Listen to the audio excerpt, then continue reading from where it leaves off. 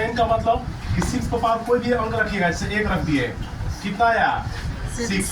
पीछे बताए थे उदाहरण में 4 पर पावर n पे 6 पर पावर 2 लिख दिए हैं, 6 गुणे 6 36, 6 पर 3 लिख दिए हैं, 6 6 6 216, 6 पर 4 6 6 6 6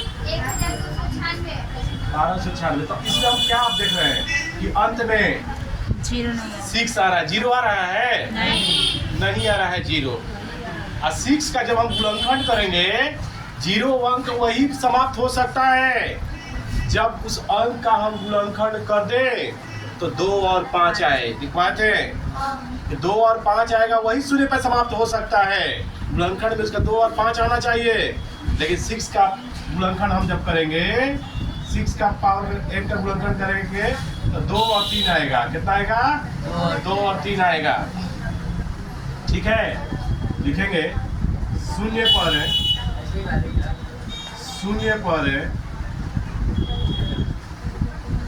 वही अंक समाप्त हो सकता है,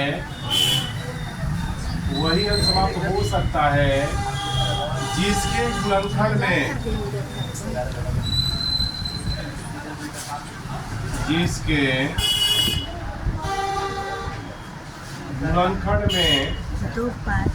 2 और 5 आ जाए, 2 और 5 आ जाए, लेकिन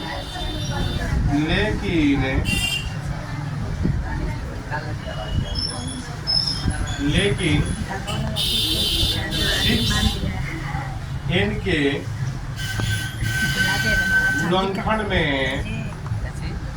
गुणनखंड में 2 और क्या आएगा 3 आता है, 2 और 3 आता है।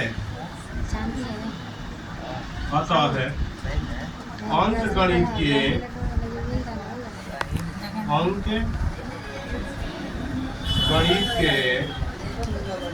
आधारभूत प्रमेय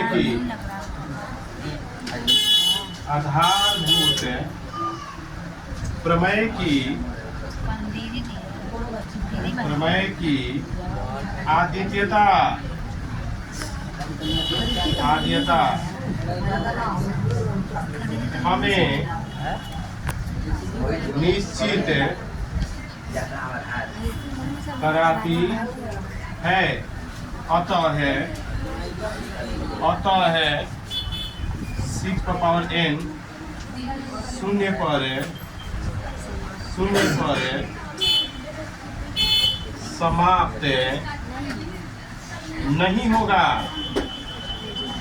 शून्य पर समाप्त नहीं होगा।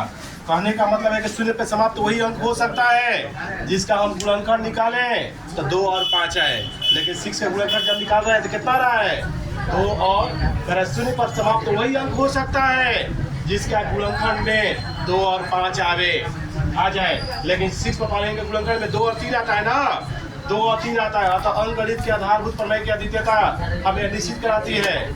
ये बात नियम का कौन निश्चित कराता है? अंकगणित आधारभूत प्रमेय की अद्वितीयता, ये नियम का नाम है, यह निश्चित कराती है। अतः 6 पर पावर n शून्य पर समाप्त नहीं होगा। 6 पर पावर n कितना पर समाप्त होगा? हमेशा 6 पे हो रहा है ना। ठीक है, तो भाई आपको लिखने का आवश्यकता नहीं है, समझने के लिए घेर कर रख लीजिएगा ना, मेन ये वाला है। ठीक।